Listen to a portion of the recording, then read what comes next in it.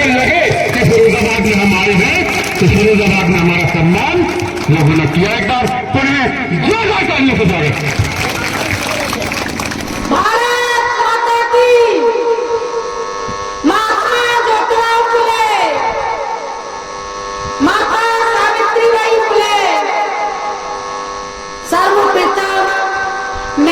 चक्रवर्ती अशोक सम्राट को नमन करती हूँ।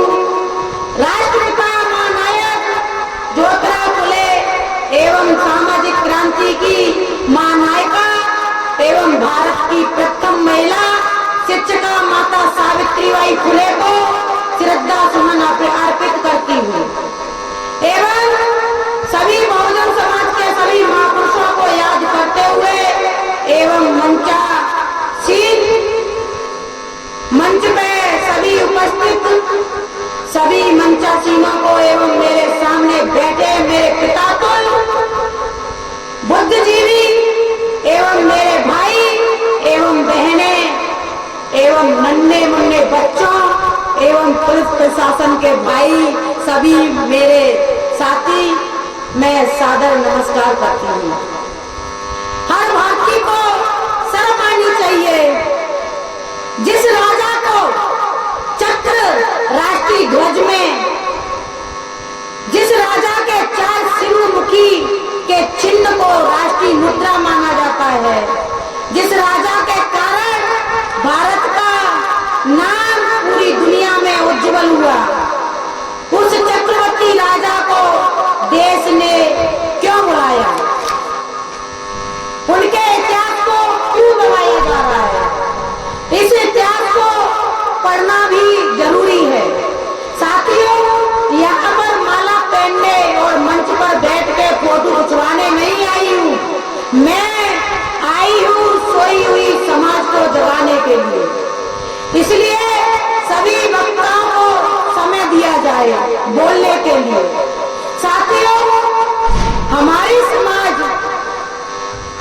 ओबीसी वर्ग, हमारी समाज ओबीसी वर्ग की संख्या 85% से अधिक है और उन लोगों की संख्या 75% है, मगर फिर भी राजा किसका बनता है?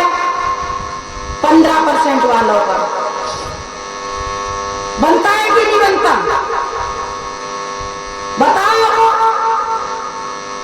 बताना कि 85% वालों का क्यों नहीं बनता? क्योंकि हम लोगों में एकता नहीं है। हम लोग आपस में ही लगे हैं लड़ने। अब आलम कौन करता है? वही लोग कैसे पता है?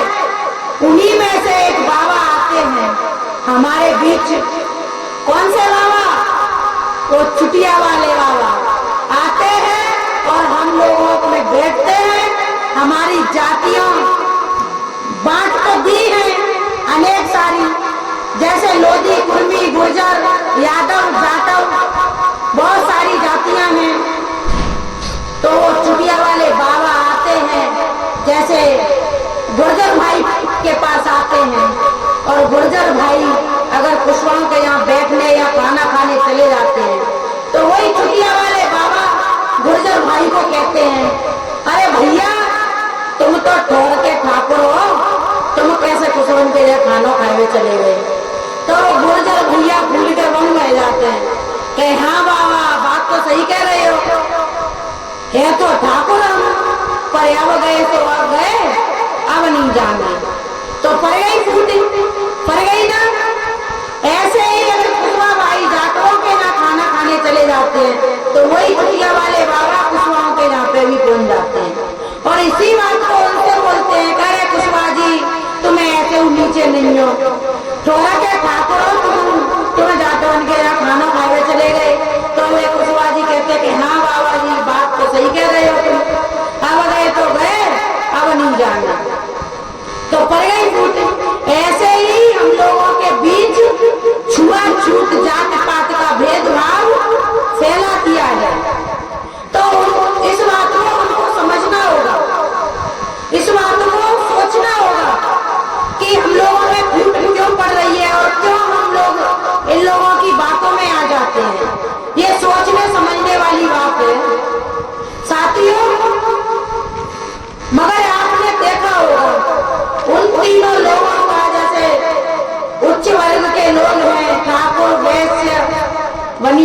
जाते थे इन लोगों को देखा होगा आपने, एक साथ शादी ब्याहों में, एक साथ खाना पीने में, कार्यक्रम एक साथ होते हैं, मगर हम लोग छुआछूत में लगे रहते हैं, हम लोग नीच बात में ही लगे रहते हैं।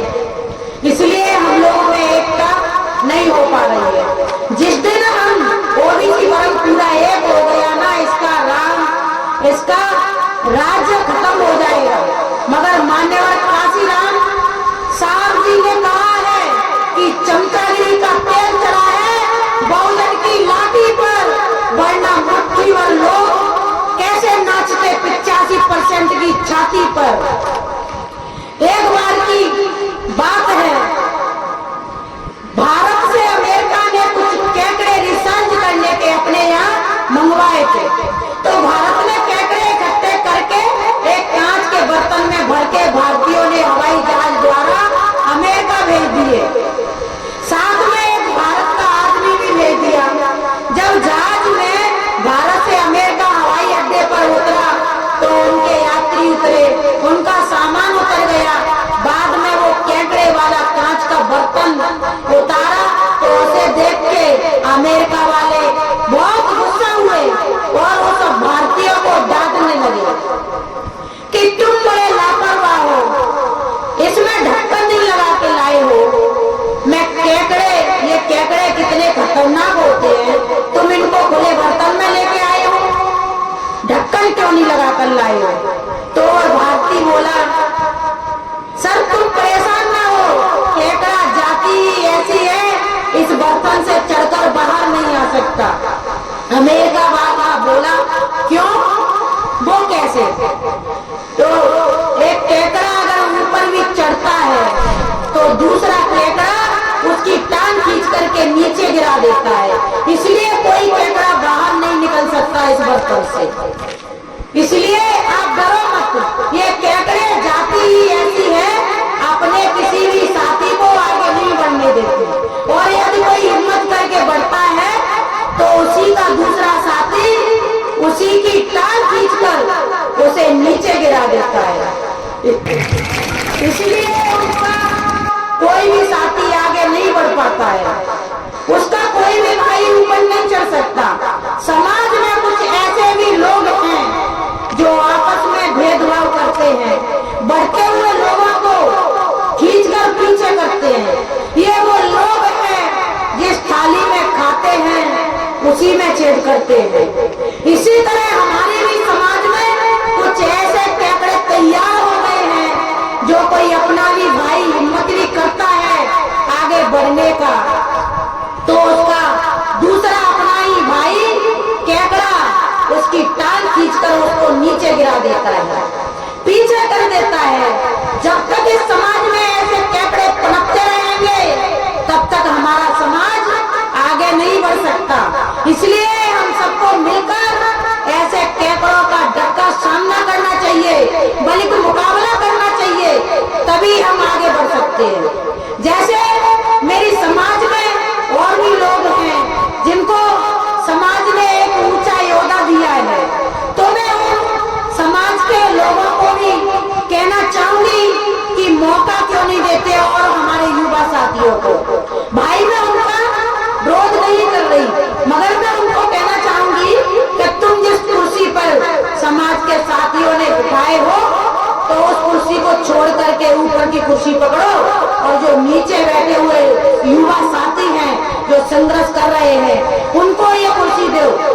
लेकिन नहीं समझते, चाहते हैं कि हम ही मुखिया बने रहे, हम ही चुनाव लड़ेंगे, और अगर हम नहीं लड़ेंगे तो पूरी समाज को बेच जरूर जाएंगे, मगर किसी और को मौका नहीं देंगे।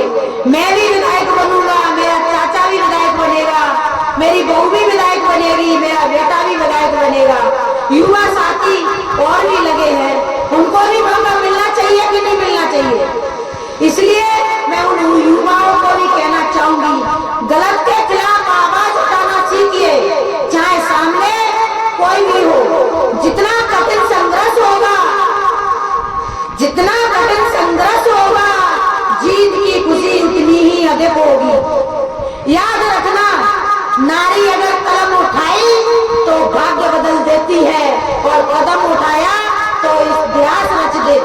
है।